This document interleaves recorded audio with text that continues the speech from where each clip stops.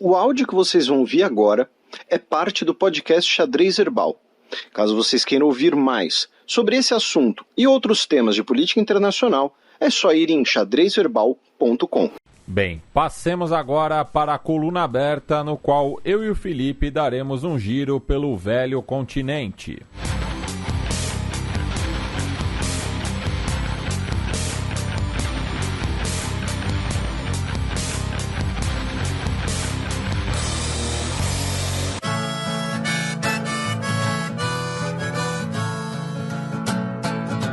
Coluna aberta. York City, summer sweat, and the boys are rolling as cigarettes. Portugal deve antecipar eleições após parlamento reprovar orçamento. Pois é, a geringonça teve problemas, geringonça foi... Bugou. Pois é, bugou, tá com chance aí de ir pro buraco. O que aconteceu? O parlamento de Portugal reprovou o orçamento de 2022. A rejeição, ela foi viabilizada, não sei, fica até meio contraditório, mas o orçamento foi reprovado porque o Bloco de Esquerda e o Partido Comunista Português votaram contra. E são eles que fazem a coalizão de governo com o Partido Socialista do primeiro-ministro António Costa, que sustenta o governo. Então, quando você tem uma votação importante, como a do Orçamento Nacional, e dois dos partidos que viabilizam o governo, a coalizão de governo, falam, olha, a gente vai votar contra, é porque o governo, de certo modo, ruiu. Então, com esse voto, das 230 cadeiras da Assembleia da República, então, qual é a maioria? 116. O Partido Socialista tem 108. O Bloco de Esquerda tem 19 e o Partido Comunista tem 10. Então, com esses dois partidos votando contra, e foram 117 votos contrários ao orçamento, 108 a favor e 5 abstenções, ou seja, só votou a favor do orçamento o Partido Socialista. Com isso, a coalizão de governo ruiu. E o presidente português, o Marcelo Rebelo de Sousa, ele já havia avisado que, olha, se não aprovar o orçamento, eu vou mandar dissolver a Assembleia da República e realizar novas eleições. Tá? Lembrando que o parlamento português ele é unicameral. A última eleição foi em 2019, não faz tanto tempo assim, e recentemente nós tivemos as eleições internas portuguesas. Aqui no programa a gente se concentrou mais na eleição lisboeta, a gente não falou de toda a eleição, a gente se concentrou mais em Lisboa, porém, nas últimas eleições regionais, se você somar todos os resultados, se você somar o eleitorado nacional, o Partido Socialista recebeu menos votos do que na eleição local anterior. E o Partido Social Democrático, que é o partido à direita em Portugal, apesar do nome, que pode confundir, aumentou o seu eleitorado. Ou seja, uma nova eleição nacional em Portugal não necessariamente significaria uma vitória do PSD, porque hoje o PS tem 108 cadeiras e o PSD tem 79. Porém, pode, se a gente pegar as eleições locais como parâmetro, tá, pode gerar uma diminuição dessa distância, um eventual aumento, de partidos à direita, ou, mais provavelmente, tá, estou falando isso no dia 29 de outubro, mais provavelmente, uma nova eleição portuguesa significaria que o PS talvez diminua de tamanho e precise fazer uma coalizão ainda mais equilibrada com os outros partidos de esquerda, como o Bloco de Esquerda, o Partido Comunista, o Partido Ecologista, o Partido de Animais e Natureza, e por aí vai. Tá? Então, uma nova eleição em Portugal, repito, usando as últimas eleições locais como parâmetro, não são uma boa notícia para o Partido Socialista. Tá? Ele provavelmente continuaria em primeiro, porque ficou em primeiro nas eleições locais, inclusive, mas com menos vantagem, menos margem do que ele tem atualmente. Tá?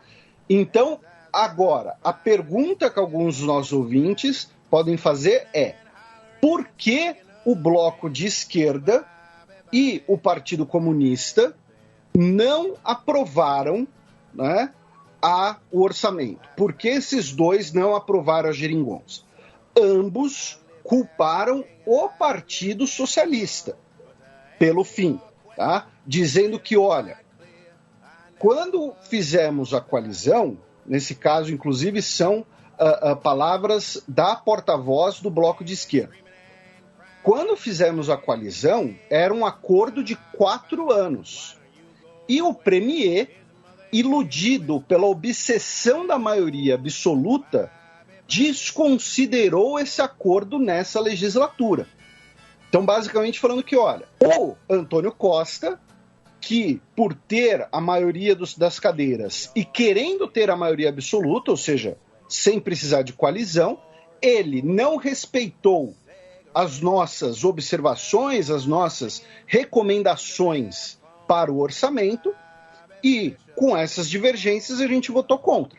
Tá? Um dos pontos de divergência foi em relação ao salário mínimo nacional, e outra divergência foi a proposta do Partido Comunista de expansão da legislação trabalhista portuguesa. Tá? O orçamento, ele já trazia maiores investimentos no Serviço Nacional de Saúde, ele já trazia alterações no imposto de renda para que mais ricos pagassem mais, tá?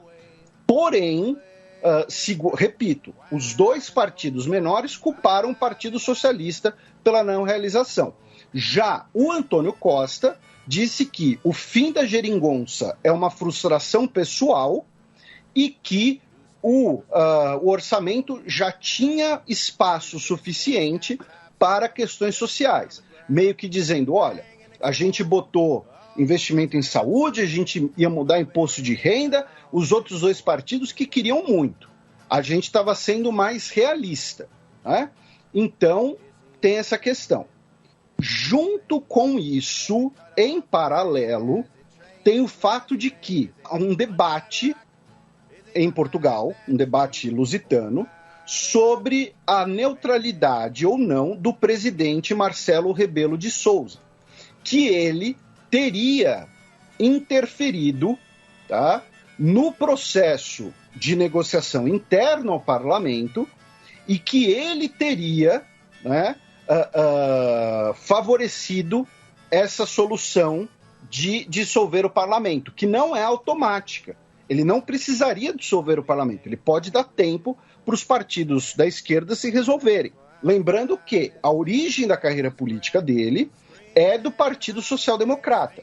Quando ele é eleito presidente, ele se compromete a ser independente. Tá? Isso é fato. E ele, de certa maneira, tem sido independente desde 2015. Porém, a origem da carreira política dele é com o lado mais conservador da política partidária lusitana. Então, também dizem que ele pode ter ou não interferido.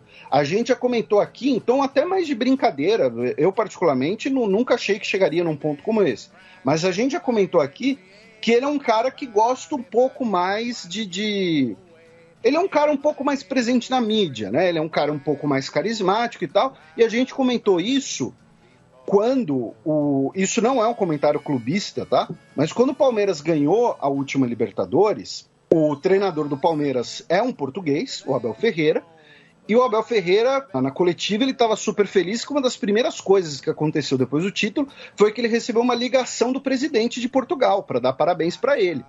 E a gente comentou isso aqui, que ele já tinha ligado para o Jorge Jesus no ano anterior, que ele é um cara carismático, que ele está sempre presente no mundo dos esportes, ele está sempre presente na mídia em geral, mas, aparentemente, esse talvez gosto por holofotes não seja apenas cumprindo o seu papel presidencial. Existe esse debate de que ele teria um papel mais ativo, furando o princípio da imparcialidade nessa eventual dissolução do parlamento. Tá? Não é uma acusação minha, do Felipe, não é uma acusação, imagino eu, que do Matias, é algo que está presente na mídia portuguesa, como no jornal público. Tá? Então, não estamos aqui cravando que ele fez isso ou deixou de fazer. E o Público, que é um periódico mais à esquerda, né? Sim, bem lembrado. Mas que é uma discussão que existe em Portugal, tá? E que a gente já havia mencionado levemente isso, mas em outro contexto, num contexto até mais lúdico, por assim dizer. O fato é, muito provavelmente, ano que vem, teremos novas eleições em terras lusitanas devido ao fim da geringonça. A não ser que, não sei se é possível, não sei se é plausível, tá? Melhor dizendo, que os 3 partidos da geringonça se resolvam e aí, sei lá, aí na segunda-feira mandam um zap pro presidente falando, a gente retomou aqui a coalizão, não precisa dissolver o parlamento coisa nenhuma, tamo junto, tá? Ou, segundo a representante do Bloco de Esquerda, é o que o Partido Socialista também deseja, eventualmente forçar uma eleição para ter a maioria absoluta e dispensar a necessidade de coalizão. O que, ao meu ver, tendo em vista os resultados das eleições locais, não é uma estratégia hoje inteligente. Mas não seria também a primeira vez que eu erraria nesse diagnóstico. Quando, por exemplo, tem vários ouvintes que até os ouvintes mais antigos até hoje cobram isso. Quando a Theresa May dissolveu o parlamento e convocou eleições para ter uma maioria para aprovar o Brexit, eu disse que foi uma boa ideia. Como consequência, o Partido Conservador saiu da eleição menor e ela teve que fazer aquela coalizão super desastrada com os unionistas da Irlanda do Norte. Então, naquela vez, eu falei algo parecido e se provou errado. Dessa vez, pode se provar errado também. Mas o resultado das eleições internas me deixariam mais cauteloso. Saindo da terrinha, meu caro Matias, a gente pula a Espanha, a gente vai direto para a França, onde primeiro o Emmanuel Macron está realizando aí o verdadeiro tour da boa vizinhança e além, né? O Emmanuel Macron realizou uma conferência telefônica com o Xi Jinping no início da semana, tá? Eles conversaram sobre as relações França e China, sobre as relações Europa e China, falaram também sobre as relações com a Austrália, tá? O Xi Jinping teria dito ao Macron, que os acontecimentos internacionais recentes mostram que a França tem razão ao defender a autonomia da União Europeia. Basicamente falando, né, Macron? Viu, você não pode confiar nos Estados Unidos, os caras te sacanearam lá na Austrália, passaram a mão na sua bunda, entendeu? Então, assim, vocês têm que seguir o caminho de vocês aí e ser brother com nós, entendeu? Não entra nessa dos Estados Unidos, não, de querer briga com a gente, tá? Falaram também do maior uso do euro entre os dois países e o que isso tem a ver, né? A gente já falou aqui várias vezes que uma das principais armas dos Estados Unidos na política mundial, e isso não é nem bonzinho nem malvado, isso é interesse. Uma das principais armas é o dólar, porque como o dólar é a principal moeda usada internacionalmente, quando os Estados Unidos sancionam um país, alguma coisa assim, bloqueia o uso do dólar, ele complica o comércio internacional para aquele país. Então, se a França e a China conversam e falam, vamos usar mais euro, né? A gente já falou aqui que a China e a Rússia, por exemplo, realizam comércio em moedas locais, para fugir do uso do dólar, justamente, né? Então, quando França e China conversam, vamos usar mais euro, na verdade o que eles estão querendo dizer é, olha, vamos usar menos dólar, tá? É outra coisa que eles estão querendo dizer, tá?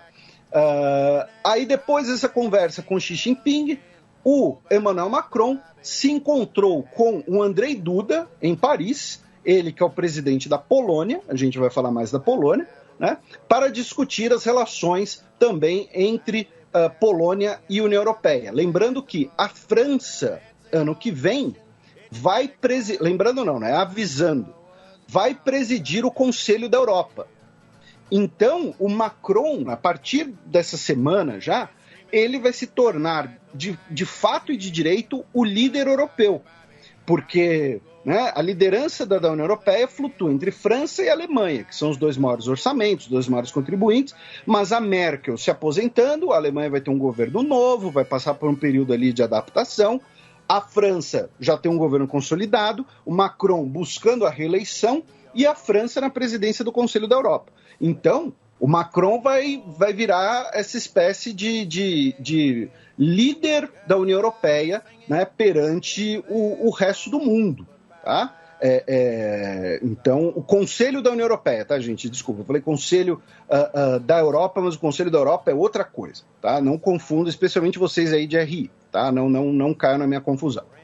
Então, eles se encontraram com o Andrzej Duda para discutir as relações e tal, e ele também se encontrou, né, também conversou, melhor dizendo, com o primeiro-ministro australiano, Scott Morrison. E aí o Macron foi mais duro, disse que a confiança entre os dois países foi quebrada, que a França ainda quer ser amiga da Austrália, porém são necessárias ações tangíveis da Austrália para reparar essas relações, segundo o comunicado do Palácio do Eliseu. Então, assim, isso é o que o governo francês publicamente disse que foi conversado. Então, imagina que por trás dos panos deve ter rolado ali baixaria.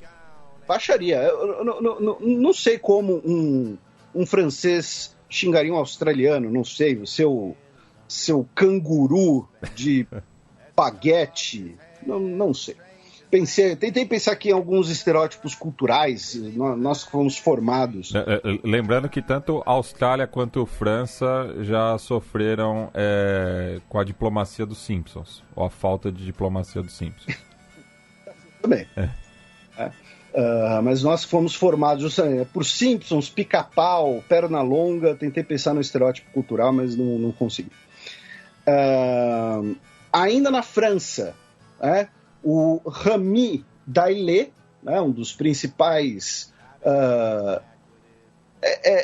eu ia usar um termo um pouco politicamente correto, né, mas um dos principais ali conspiradores, mentores de elementos mais radicais da direita francesa, ele foi acusado formalmente por terrorismo, por estar elaborando um plano, né, em que ele recrutaria soldados também radicais para tentar tomar o Palácio Presidencial em Paris. Tá? Ele que já é processado por organizar o sequestro de uma menina de 8 anos de idade, a pedido da mãe dela, tá? Que disse que a avó paterna da menina havia tomado custódia ilegal e pediu para que a criança fosse retomada a qualquer custo, né? Ele também divulga material anti-vacina. Ele diz que o Islã é uma arma da China para dominar a Europa. Então, vou dizer o que para o camarada, né? É curioso, né, que por um lado a China é acusada de utilizar o Islã para dominar a Europa, mas acusam a China de ser islamofóbica também. É o que a conspiração no momento precisar. Aquela coisa, a vacina ela pode ter chip, ela pode matar, é o que precisar, até porque assim, não faz sentido, se a vacina é para pôr um chip para te rastrear, não faz sentido ela te matar, né, já que você precisa ser rastreado também, então a gente já falou isso aqui, o problema de teórico da conspiração é que quem acredita em uma teoria da conspiração, normalmente, progressivamente vai acreditar em todas. E elas se contradizem. Mesmo, exatamente, ela se contradiz. E lembrando, a grande pegadinha da teoria da conspiração é que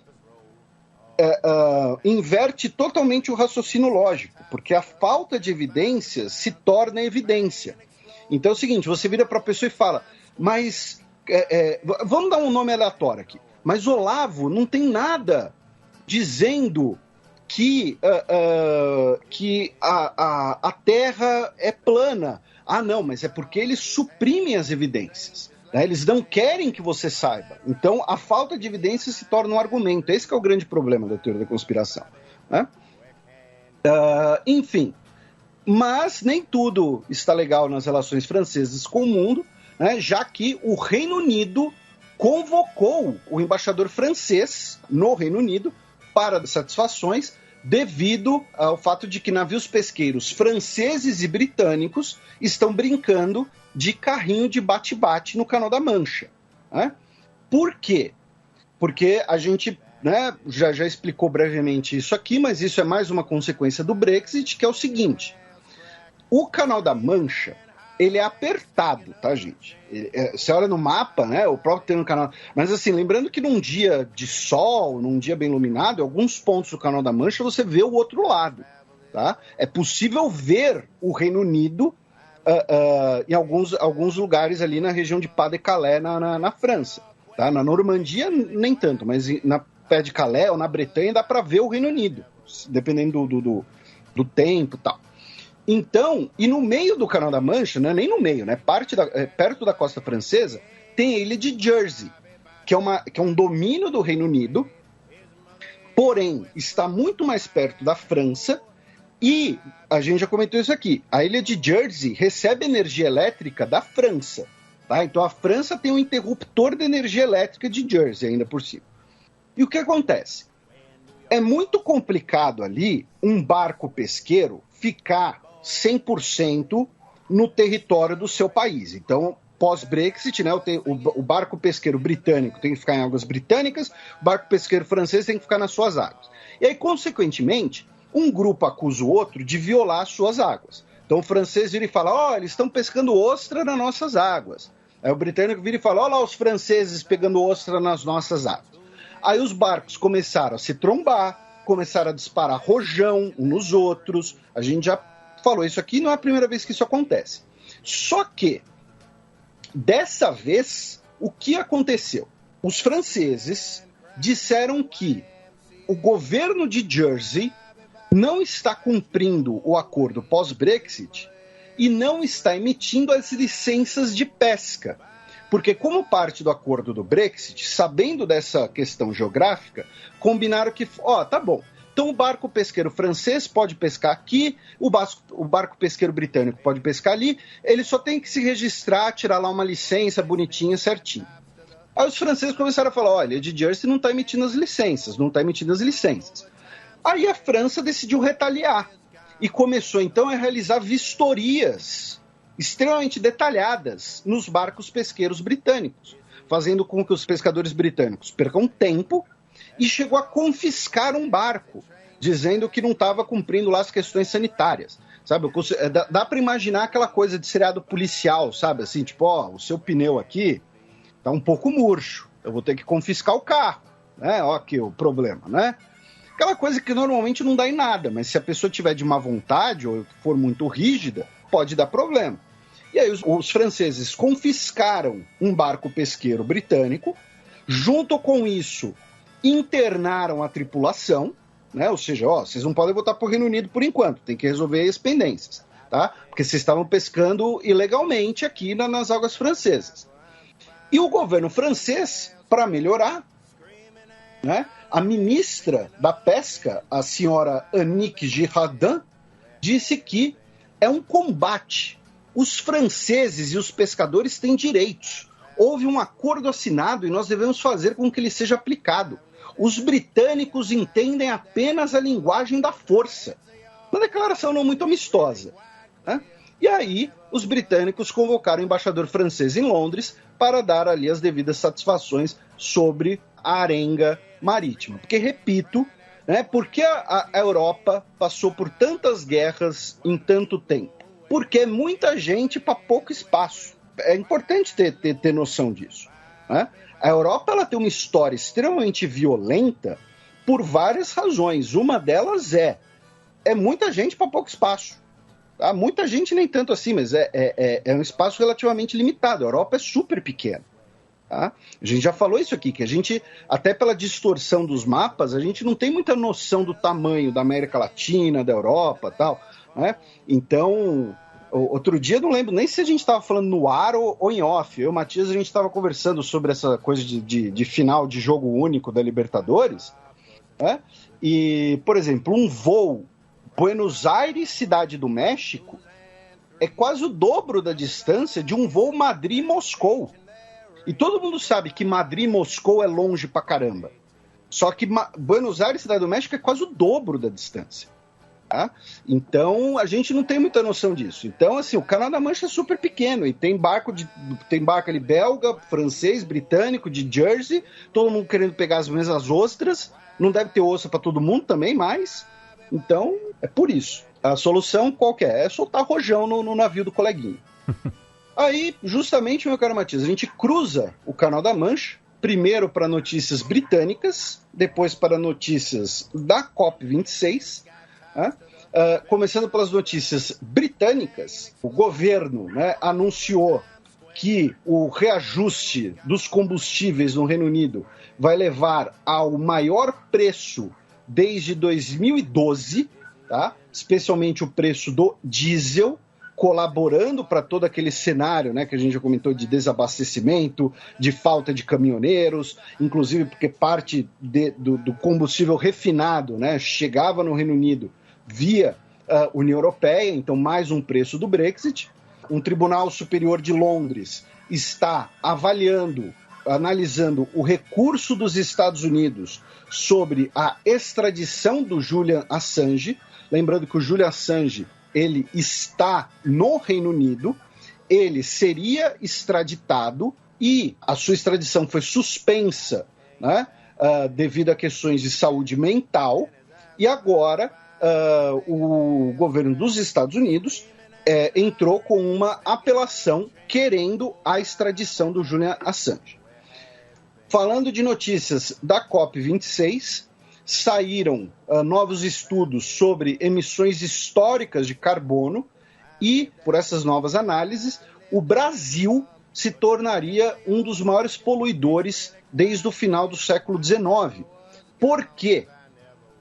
Porque, historicamente, segundo, né, a Carbon Brief, os estudos anteriores levavam em conta apenas a emissão de carbono pelo processo de industrialização, que fazia com que o Brasil fosse um dos menores emissores de poluição, que era um dos argumentos do Brasil e de países em desenvolvimento, como a Índia, né, que é aquela coisa das responsabilidades comuns, porém diferenciadas, que é uma postura histórica do governo brasileiro, que começou ainda no governo Lula, se não me engano, a gênese vem no governo FHC ainda, e que é a coisa que, olha, o Brasil tem responsabilidades, mas vocês não podem cobrar da gente a mesma coisa que vocês cobram do Reino Unido, que destruiu todas as florestas deles e poluíram um monte, porque se industrializaram e ficaram ricos. Então a gente tem o direito de ficar rico primeiro e depois a gente paga o preço da industrialização. Porém, segundo essa nova avaliação, que agora leva em conta a destruição de florestas, tá? O Brasil se torna um dos maiores poluidores desde o final do século XIX. Ainda assim, é difícil comparar com os países europeus, porque o Reino Unido destruiu as florestas no final do século XVIII ainda, né, praticamente. Mas o Brasil, se levar em conta o desmatamento, tá, o Brasil se torna, então, um dos maiores poluidores dos últimos 140 anos, mais ou menos. Tá? O que acaba se tornando um buraco nessa retórica do governo brasileiro. E claro que esse próprio estudo vai se transformar num tópico de discussão, inclusive de falar, é retórica dos países ricos para barrar o desenvolvimento brasileiro, toda uma discussão mais ampla.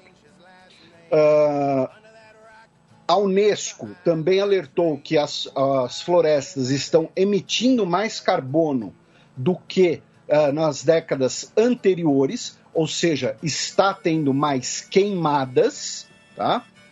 E, finalmente, muita gente deve ter visto, até marcar a gente, que a Organização das Nações Unidas fez um vídeo, né, na qual um dinossauro pede para a humanidade cuidar do mundo, né, e cuidar da nossa espécie, porque a extinção é uma coisa ruim, e imagine se nós gastássemos centenas de bilhões por ano subsidiando meteoros gigantes. Ou seja, basicamente dizendo que a humanidade gasta muito dinheiro subsidiando o que pode levar à nossa extinção, né? O vídeo é curioso, o vídeo é até engraçadinho e tal. Muita gente pediu pra gente comentar, mas é o comentário que acho que dá pra fazer. É um vídeo curioso.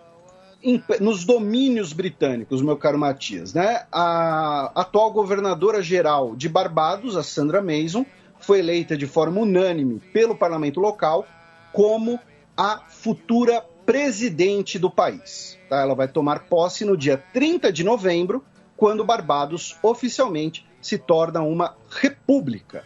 Tá? Dará um pé na bunda da dona Rainha Elizabeth. E as Falklands, ou Malvinas, né? Lembrando, o termo oficial para o governo brasileiro é Ilhas Malvinas, realizará as suas eleições gerais agora no dia 4 de novembro, tá? Dia quinta-feira. E tá? se tiver voto de protesto é em uma ovelha. Serão eleitos os 8 membros do parlamento local, né? Então você vê, o parlamento das Falklands são 8 pessoas, todo mundo se conhece, todo mundo é vizinho, né? Inclusive o tem candidato... reunião de condomínio aqui no Brasil que elege mais. Pois é.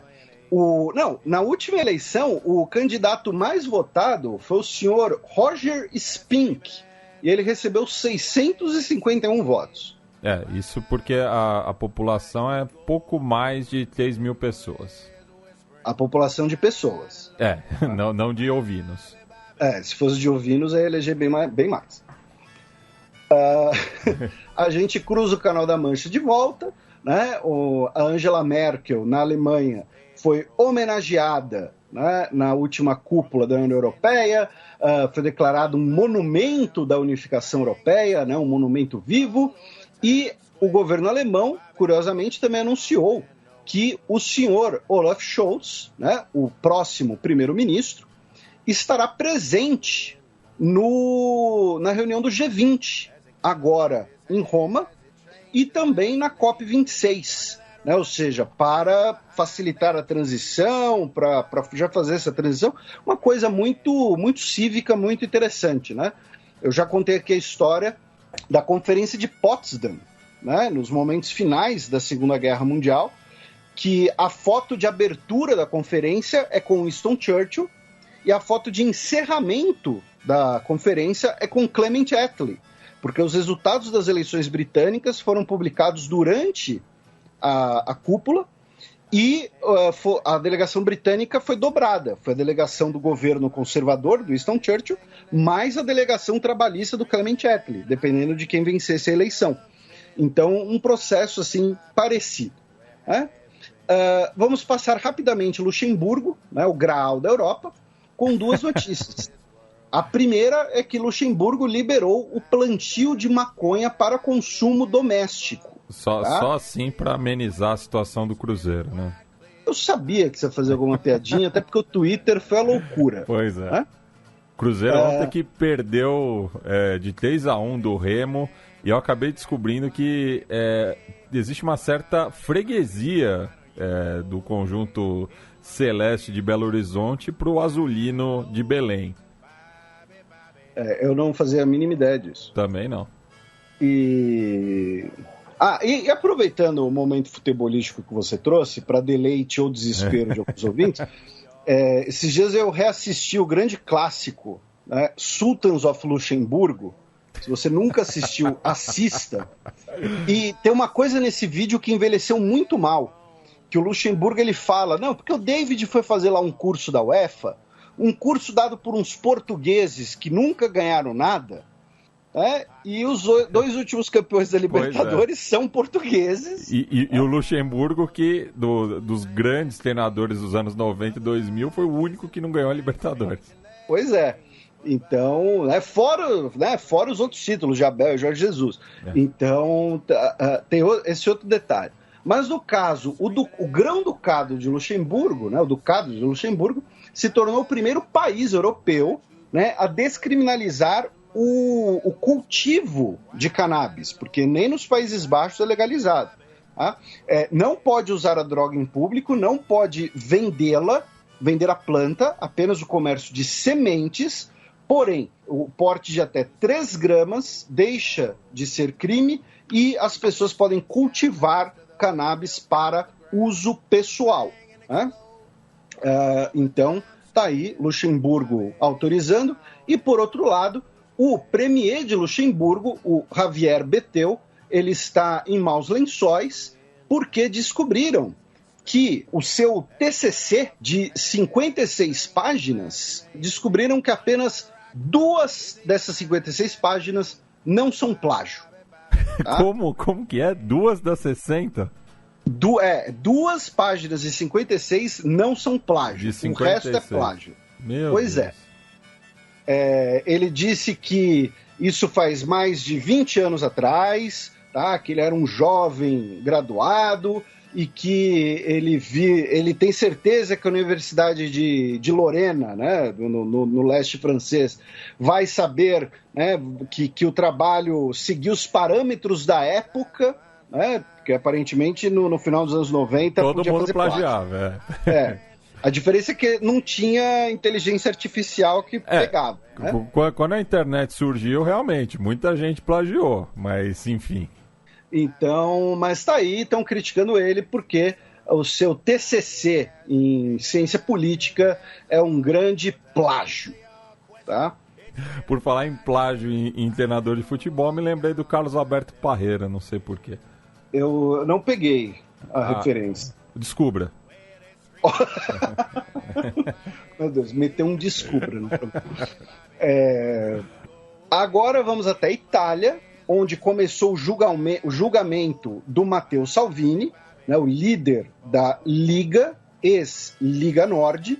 Lembrando, ele está sendo julgado pela acusação de ter mantido 147 pessoas em cativeiro.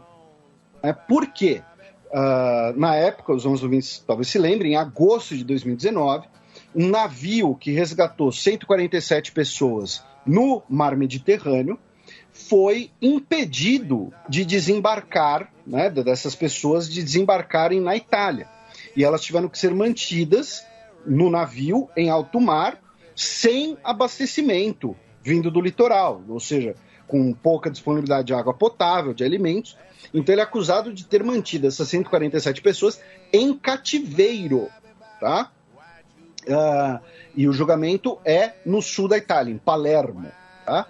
E o mesmo Matteo Salvini, em todo esse contexto, ele se meteu em maus lençóis porque gravaram ele chamando a Giorgia Meloni, tá, que é uma líder do Fratelli d'Italia, outro partido de direita.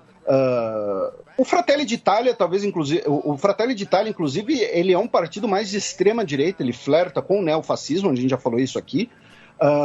E ele foi gravado chamando ela de algo como chata pra caramba, né? Mas não era bem caramba que ele usou, né? Chamou, né? Disse que ela é chata pra cá, né? Em italiano seria cazzo? Pois é, acho que seria cazzo, né? E aí mostra, né, a gravação foi publicada e tal, e aí ele disse que foi tirado de contexto e tal, aquela coisa de sempre, mas isso pegou muito mal, até porque eles realizaram diversos comícios juntos nas eleições locais. Lembrando, recentemente a gente teve eleição, né, em Roma e tal, e eles realizaram comícios juntos como lideranças da direita italiana, e mesmo assim ele foi lá e foi gravado chamando, né, a sua colega dessa maneira. E falando em eleição em Roma, aproveitando o gancho, o novo prefeito de Roma será o Roberto Gualtieri, do Partido Democrático de centro-esquerda. Tá? A candidata a atual prefeita, né, do Movimento 5 Estrelas, a Virginia Hagg, não foi sequer para o segundo turno, tá? E o Roberto Gualtieri foi eleito, e também o candidato da centro-esquerda foi eleito em Turim, tá? Que é a principal cidade ao norte da Itália, e a prefeita de Turim, a Chiara Appendino, ela já havia, inclusive, retirado a sua candidatura à reeleição porque ela estava muito mal nas pesquisas. Tá? Então, apenas passando pelos resultados, porque a gente comentou dessas eleições alguns tempos atrás. Também na Itália, né, está previsto para bater no sul da Itália um furacão, tá? Um raro furacão no Mediterrâneo.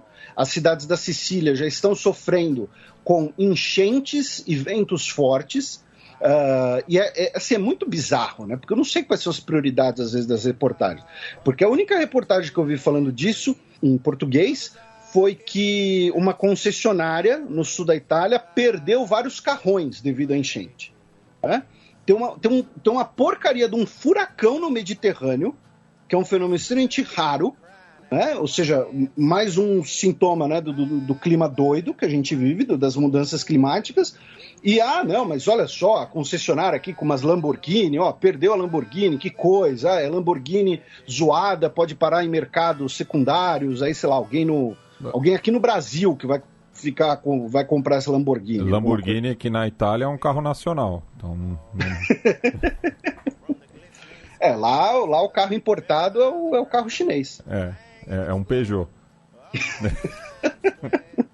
Não, eu acho que Peugeot é proibido de entrar. Se bem que ele né, enfim, certamente algum ouvinte nosso vai ficar bravo com a gente, porque deve ter fã de Peugeot, fã da Fiat, vai fazer piada com a Fiat. Não, a Fiat é muito fácil já. Eu já ouvi de alguém que Fiat significa família italiana atrapalhando o trânsito. Pois é. Não vou dizer de quem que eu já ouvi isso. Tá? Um estereótipo. Mas, enfim. E na Itália, né, talvez uma das principais notícias tenha sido o fato de que o Senado italiano... Tem outra também, Felipe. É Fix It Again, Tony. Tá, entendi agora. Entendi. Fix It Again, Tony. Ok. E na última quarta-feira, o Senado italiano, pelo voto secreto, barrou um projeto de lei que definiria a homofobia como um crime de ódio. Tá? Foi barrado por 154 a 131, e a proposta era do deputado Alessandro Zan, do Partido Democrático, que é um deputado que assumiu publicamente a sua orientação sexual, ele é homossexual, e o texto pretendia punir atos que discriminassem ou incitassem a violência contra a população LGBT. Tá? O texto também incluía a categorização como crime de ódio, preconceito e incitação à violência contra pessoas com deficiência. Tá? E a grande questão é que, né, o fato do voto ter sido secreto fez com que muita gente pudesse votar sem se preocupar eventualmente com a repercussão do voto, e aí foi barrado por 154 a 131. Uma das argumentações, né, contra esse projeto era de que ele visaria impedir, né, e aí é o mesmo discurso que a gente vê no Brasil e em outros lugares, né, impedir que a família fosse categorizada como a união de um homem e uma mulher. Né? Também há ali a influência da Santa Sé, eventualmente, uma pressão política para essa lei, lembrando que, por motivos óbvios, inclusive, né, a Santa Sé é muito forte na política italiana, e o projeto só pode ser proposto novamente na próxima legislatura, ou seja, apenas no segundo semestre de 2023. Mas Felipe, e se dissolver o parlamento e tiver eleições antecipadas e tal? Mesmo assim, tá? Porque o período da legislatura conta, na Itália, conta para o Senado. E o Senado italiano que é uma coisa assim inexplicável, uma coisa bizarra para mim, porque a origem do Senado, né, de você ter duas casas, é que você tenha as unidades de uma federação representadas.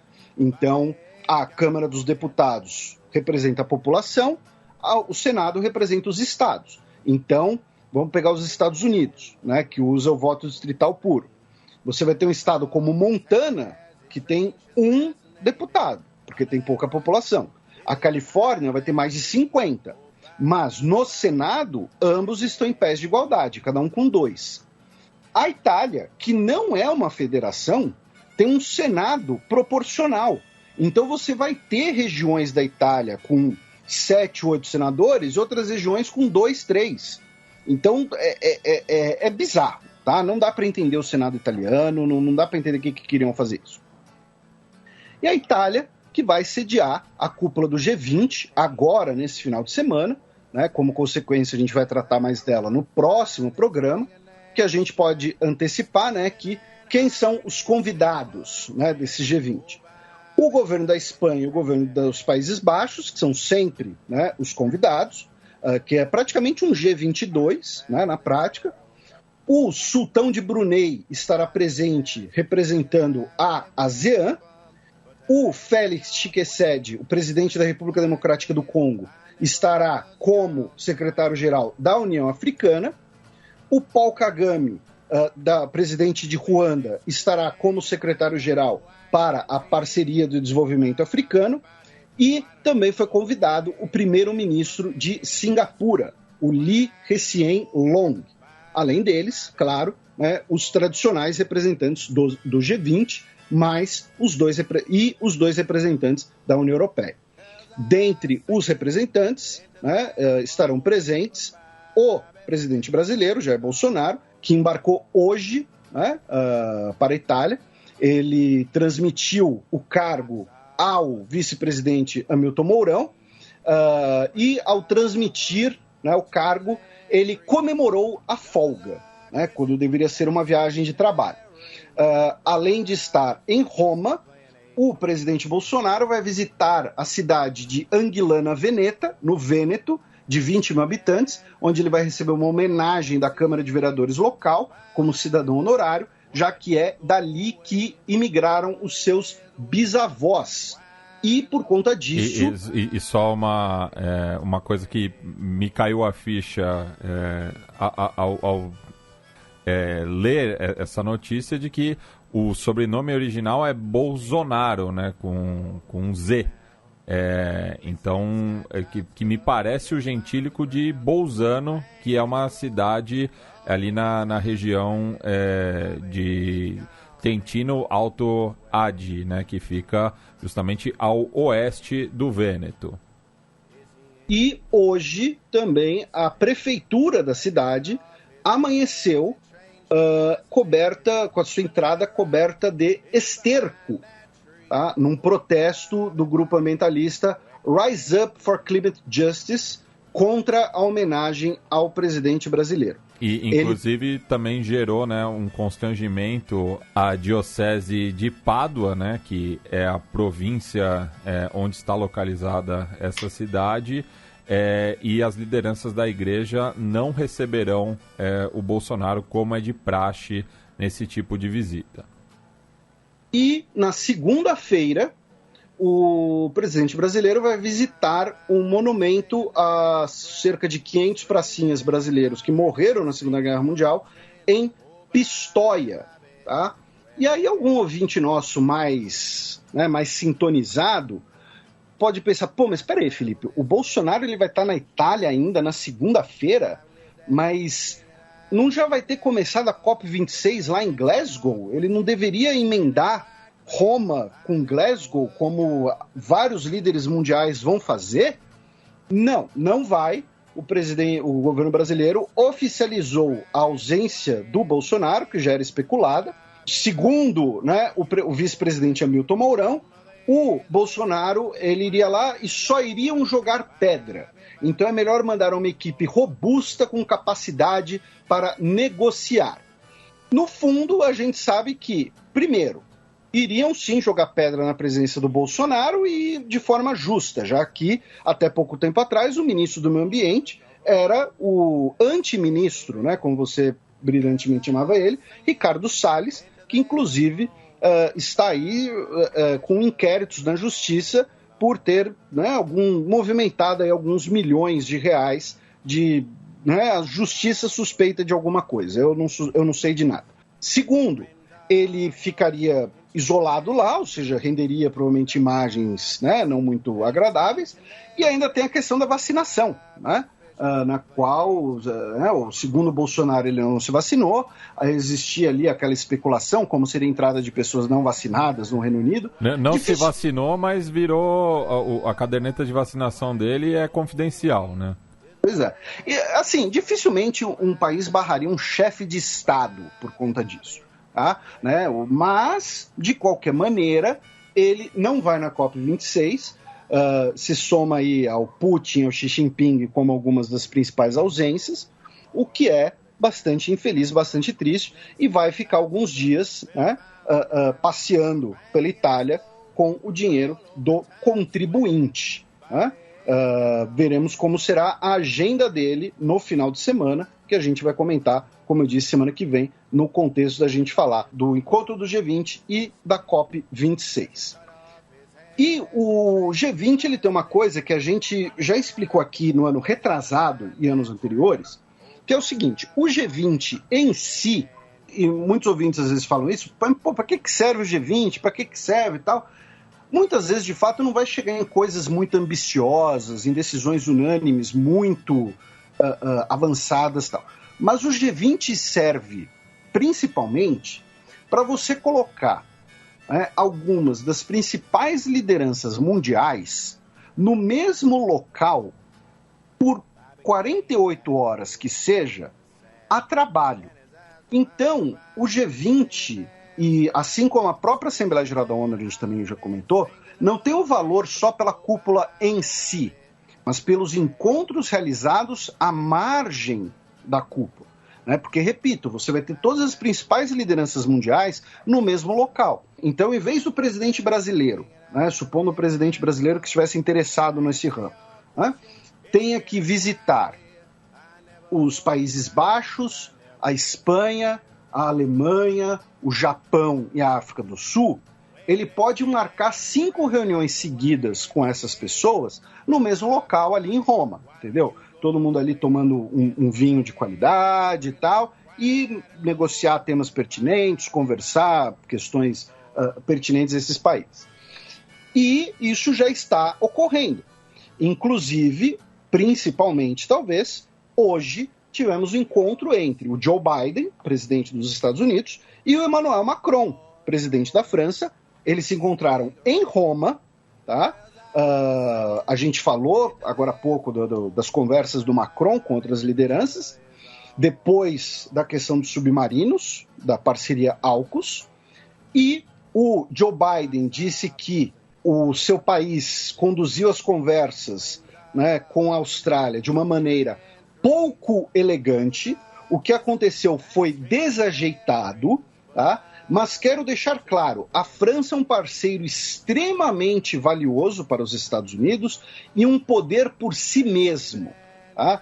Joe Biden bajulou a França, bajulou Macron, né? Lembrou lá dos elos entre os dois países na guerra de independência, que a gente já falou aqui. A guerra de independência dos Estados Unidos não foi vencida pelo Mel Gibson, era uma guerra entre britânicos e franceses. Tem até, no Patriota, tem um personagem que representa essa aliança, né? Pois é, mas aquela coisa, os bravos colonos americanos pegaram em armas e tal. Não, se não fosse o apoio francês, tá? Os Estados Unidos chamava Canadá do Sul. Até hoje. E tem até o símbolo que é justamente a Estátua da Liberdade, que foi um presente do governo francês, né? No caso da coroa francesa, né? E que justamente, né, um dos catalisadores da Revolução Francesa foi o endividamento do Estado na participação nesse conflito. Exatamente. Muitíssimo bem lembrado. E que foi uma guerra mundial, né? Porque a Revolução Francesa, a guerra de independência dos Estados Unidos foi um teatro de guerra, mas a gente teve guerra onde hoje é o Quebec, em Gibraltar, no Senegal, no Caribe, tá? A Espanha participou do conflito, as 3 principais potências do mundo na época se envolveram na guerra. Mas enfim, romantismos históricos à parte, E eles também anunciaram, né, que Estados Unidos e França vão cooperar em energia limpa e em cooperação espacial. Tá? Isso é muito interessante porque, né, o consórcio da Estação Espacial Internacional está chegando ao fim. A China tem a sua estação espacial. China e Rússia estão colaborando na exploração espacial. A França tem a França é o principal colaborador da Agência Espacial Europeia. Tem a base de lançamento na Guiana Francesa, que é a base de lançamento de foguetes melhor localizada do mundo, literalmente, tá? Então, é uma espécie ali de próximos passos nessa exploração espacial pós, né, era do consórcio internacional que foi criado pós-Guerra Fria e que agora, com a distância entre Estados Unidos e China, vai deixar de existir.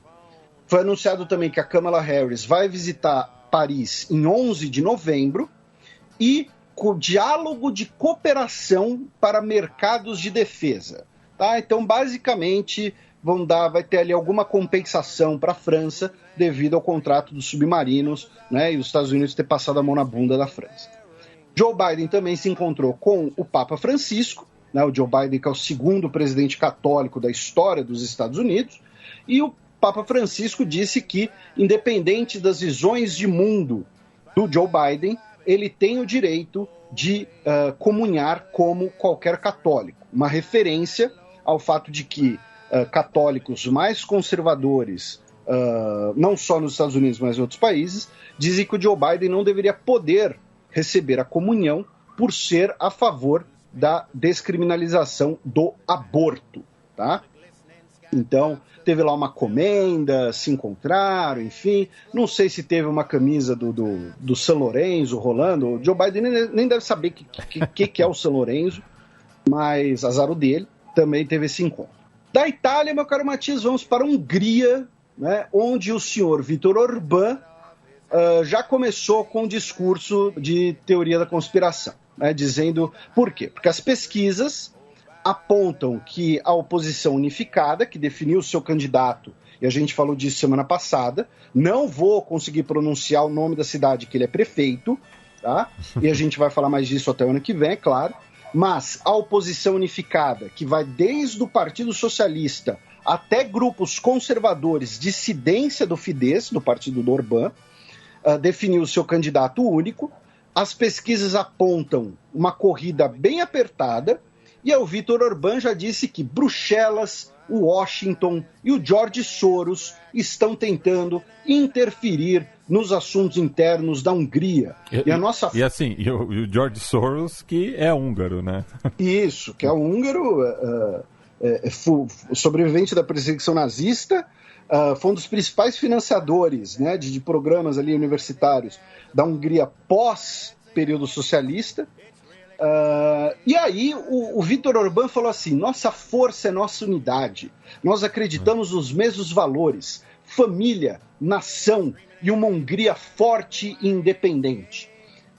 Desculpa, seu Viktor Orbán, sim, vamos dizer que é má vontade minha, mas se pegar esse discurso e colocar que a data dele é 1936, vai cair como uma luva, né? Então, enfim. Mas aí já começou aí a reclamar, né, da Frente Unificada, porque viu que a coisa começou a apertar. E também a coisa começou a apertar na Polônia, já que tardiamente, mas na última quarta-feira, o Tribunal de Justiça da União Europeia determinou uma multa diária de 1 milhão de euros contra a Polônia por não ter suspendido a Câmara Disciplinar do Judiciário, né, que é um dos organismos criados pela reforma judiciária polonesa e que foi definida pela Corte Europeia como uma interferência do Executivo em cima do Judiciário. Na minha opinião, a multa chegou tarde e ainda por cima é pequena. Tinha que ser 10 milhões por ano, lembrando que a Polônia recebe alguns bilhões de euros da União Europeia a cada período orçamentário de 7 anos.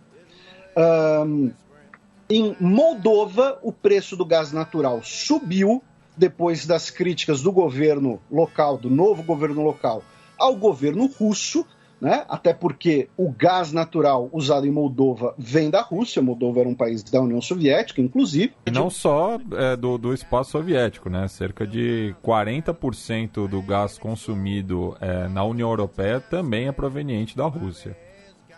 Que é um dos maiores produtores, o maior produtor de gás natural do mundo. E isso, desde a época da União Soviética, servia como uma grande moeda de troca, né? De pressão econômica, né? de Moscou. Exatamente.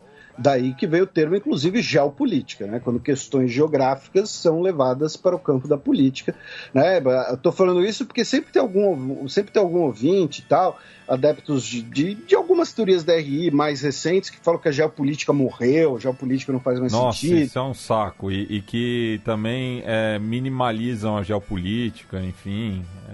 Mas assim, amigo, o mundo ainda depende de combustíveis fósseis, o mundo ainda depende do canal de Suez, entendeu? Quando inventarem o transporte de Star Trek, e aí você não precisa mais passar pelo canal de Suez, tudo bem, a gente pode começar a ignorar essas coisas. Uma coisa é criticar o determinismo geográfico. Outra coisa é ignorar as relações entre geografia, história, política e o processo de formação e consolidação dos Estados nacionais. Até porque o determinismo geográfico serviu de sustentação para muitas teorias eugenistas ali do século XIX. Cara, você fala isso porque você vem de climas quentes, entendeu? Eu sou um incivilizado. Você é um incivilizado porque você vem de climas quentes. Aí vamos de Moldova, vamos para a Ucrânia com duas notícias. Uma delas é que uma corte dos Países Baixos rejeitou que uma série de tesouros arqueológicos de origem da Crimeia, da civilização sítia, que estavam emprestados a um museu neerlandês, fossem devolvidos para a Rússia. Tá? O que acontece? Em 2014, 4 museus da Crimeia emprestaram parte do seu patrimônio para o Museu Allard Pierson em Amsterdã. Aí, em 2014, nós tivemos a anexação da Crimeia pela Rússia. E os Países Baixos não reconhecem essa anexação. Reconhece a Crimeia como parte da Ucrânia, assim como a maior parte da comunidade internacional. Então, os museus que estavam exigindo, o patrimônio de volta, a Suprema Corte falou não, porque agora vocês estão sob controle russo e a gente tem que devolver esses negócios, esses tesouros, para a Ucrânia. Tá? Então, não vamos devolver. Agora a decisão é, para quem vai isso? Muito provavelmente vai ficar sob custódia do Museu Neerlandês até chegar numa solução definitiva, numa solução de longo prazo, né? Então, e eles faziam parte da exposição Crimeia, Ouro e Segredos do Mar Negro. Inclusive, vários desses artefatos são de ouro, né, da civilização sítia e tal. São muito bonitos, inclusive, adoraria vê-los. Mas não sei onde vou ter que visitar para vê-los um dia. E a outra notícia, muito, muito curiosa, tá, para o nosso ouvinte marcar aí no bingo, o título da minha coluna na Gazeta, que saiu hoje, é Os drones não são mais a arma do futuro. Por quê? Porque eles são a arma do presente já. O que aconteceu? A Ucrânia, em 2019, eles haviam adquirido 12 drones de origem turca. A Turquia que está se tornando um dos principais polos de desenvolvimento e exportação de drones militares do mundo. Tá? Aeronaves não tripuladas, controladas remotamente. Quando a gente fala drone aqui, eu não estou falando drone aquele que você compra no AliExpress para fazer filmagem legal, para brincar. A gente está falando de um mini avião, tá? 12 metros de envergadura, carregando 150 quilos de armamento.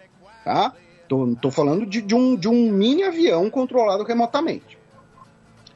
E essa semana agora, pela primeira vez, a Ucrânia usou um desses drones para atacar uma posição pró-Rússia no leste do país. Com isso, as forças ucranianas conseguiram avançar e tomaram o vilarejo de Staromariekiva, que fica bem na linha de contato, que inclusive era utilizado como posto de troca de prisioneiros, graças ao uso desses drones. O Kremlin, via porta-voz, disse que o uso de drones pelas forças ucranianas é uma novidade que pode desestabilizar a situação na linha de contato. Temos boas relações com a Turquia, porém essa venda pode desestabilizar a situação. E tem um detalhe importante. Os nossos ouvintes, a maioria deles deve se lembrar, que em 2014 nós tivemos aquele voo da Malaysia Airlines que foi abatido enquanto sobrevoava a Ucrânia e 298 pessoas morreram. Aquele abate tem como hipótese mais forte o uso de uma bateria... Hipótese mais forte, tá? O uso de uma bateria antiaérea russa por forças separatistas mal treinadas. Como consequência daquele incidente, eu vou até falar um palavrão, os russos diminuíram a presença, o fornecimento de equipamento antiaéreo na região. Apenas mísseis portáteis de ombro, baterias, visando helicópteros. Nada contra aviões de alta altitude, que operam em alta altitude ou altitude média. Que é o caso dos drones. Novamente, não estou falando do drone brinquedinho. Estou falando de um bicho que voa a 8.000 metros de altitude. Tá? Então, quando a Rússia fala que isso pode desestabilizar, pode ser também que a Rússia falando, olha, a gente vai ter que responder, a gente vai ter que colocar novos equipamentos na região. E o uso... E por que eu disse ali no texto que os drones não são mais arma do futuro? Porque até pouco tempo atrás, o uso de drones era praticamente monopólio dos Estados Unidos, que usava desde o início do século, né? A gente já falou aqui, ataques com drones no Afeganistão, no Paquistão, Iêmen, Somália, né? Milhares de ataques desses. Desde o governo Obama, governo Bush Filho. Agora, nós temos potências regionais, como Turquia, Irã, Israel, que desenvolvem e exportam esses drones. E para um país como a Ucrânia, que é um país que está em crise política, econômica e militar, boa parte dos militares ucranianos bem treinados no período soviético já deserdaram ou se aposentaram. A Ucrânia não tem problema em conseguir peças para os seus aviões, porque são peças de origem russa. E qual o custo de um drone desses que eles usaram, esse drone TB2 turco? Cerca de $2 milhões, que é a fração do custo de um caça. Então você compra dezenas desse troço, ele não gera custos humanos para o seu lado, né? O piloto não morre, enfim, o operador está lá à distância salvo. E agora, mesmo potências regionais ou países mais fracos vão cada vez mais usar drones. E o exemplo disso a gente viu na Guerra do Cáucaso no ano passado, em que o Azerbaijão usou uma verdadeira chuva de drones contra a Armênia. Quando a Armênia anotou a placa, ela já tinha sido atropelada. Então, é uma notícia que pode parecer boba, a Ucrânia usou drones no leste europeu, mas pode tanto aumentar, né, a pressão sobre o conflito, quanto ser sinônimo de um fenômeno mais amplo, mais generalizado, que agora vários países, não precisa mais ser uma grande potência para operar drones com capacidades bastante razoáveis de ataque de uso da força. Tá?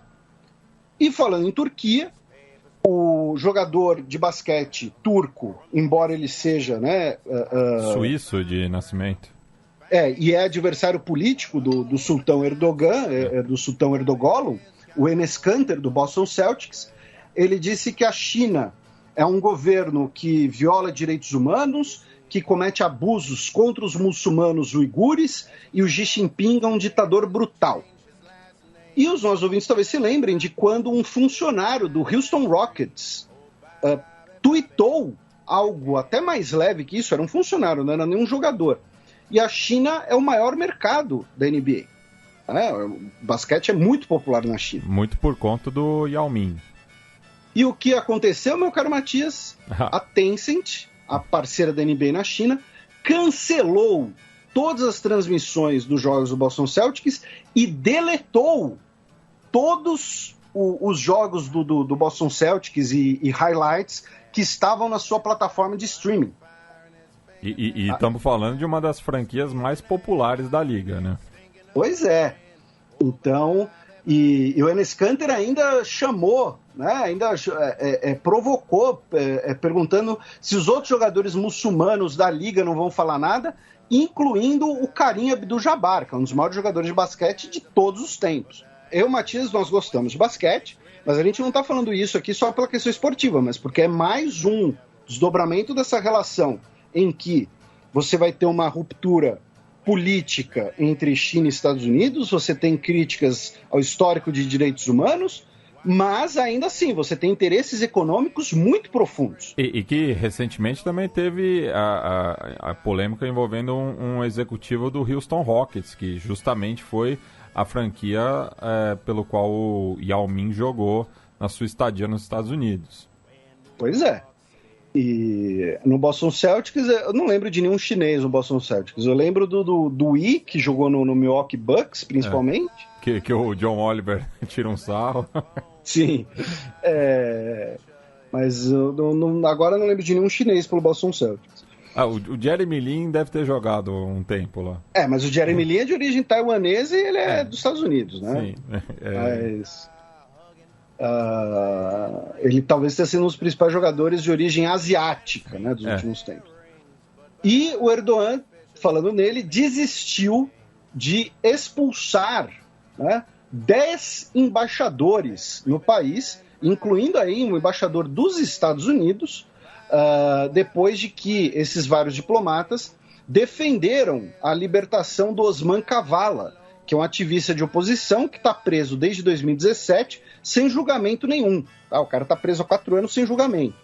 E ele ameaçou a expulsão dos embaixadores de Canadá, Finlândia, Dinamarca, Países Baixos, Nova Zelândia, Noruega, Suécia, Estados Unidos, Alemanha e França. Aí ele acordou para a realidade, viu que não era boa ideia, né? Viu que tem, sei lá, mais da metade do PIB mundial aí nessa lista, né? E desistiu da expulsão. Segundo ele, os embaixadores serão mais prudentes no futuro, né? Teria sido feito ali por um diálogo, mas na verdade, em bom português, o senhor Erdogan aí peidou, porque entrou na realidade. E Felipe, eu fui pesquisar aqui, o Jeremy Lin está jogando em Pequim, no Beijing olha Ducks. Só! Não sabia. Bem, passemos agora para as efemérides da semana que vem.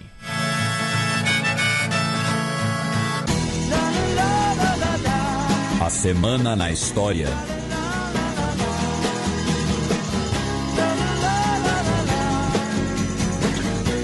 2 de novembro de 1721, há 300 anos, Pedro I era proclamado czar de todas as Rússias.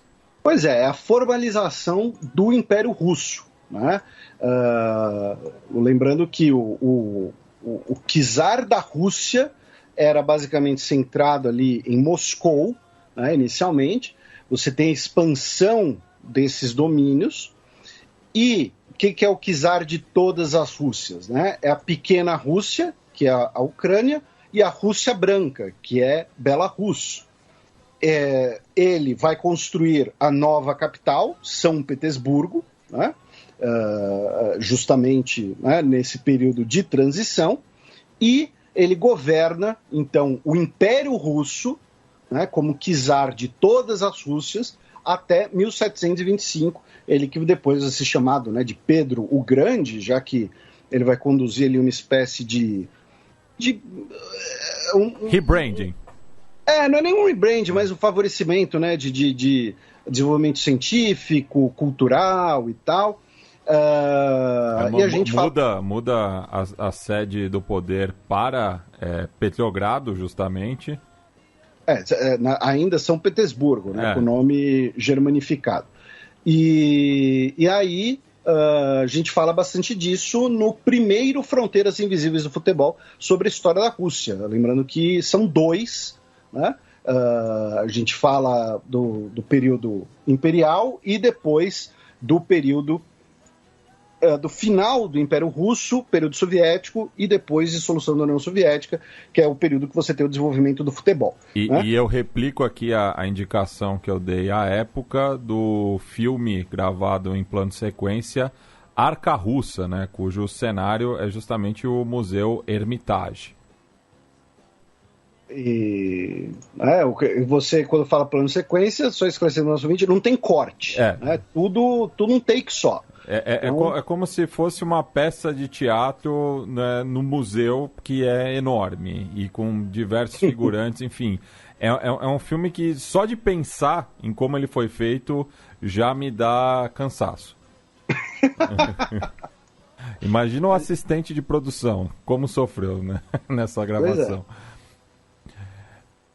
3 de novembro de 1911, 110 anos atrás, o Ford Modelo T entrava no mercado. O Ford Modelo T, que é o primeiro, né, automóvel aí, né, produzido em larga escala, disponível, não vamos dizer aí para o grande público, né, porque a definição de grande público é um pouco diferente, mas quando o automóvel deixa de ser experimental ou uma coisa mais localizada e passa a ser inclusive o sonho da pessoa ter um automóvel, né? A pessoa, vou juntar dinheiro, vou economizar, eu vou ter o meu próprio carro, né? Então 110 anos aí do surgimento não do surgimento, né? Mas da consolidação da ideia de indústria automobilística com o Ford T. O dito Fordismo. 31 de outubro de 1996, há 25 anos, ocorria o acidente do voo TAM 402, né, que era uma linha que fazia Caxias do Sul, Curitiba, Congonhas, Santos Dumont até Recife. E daí o acidente ocorreu justamente na ponte aérea entre São Paulo e Rio. Pois era um verdadeiro pinga-pinga, né, de decolagens e pousos. Entrou para a história, né, também como um acidente do Fokker 100, né, muitos falavam na época, né, o que levou até um certo estigma desse modelo de avião aqui no Brasil. O avião, né, estava decolando em São Paulo, e aí o reversor de um dos motores, né, abriu.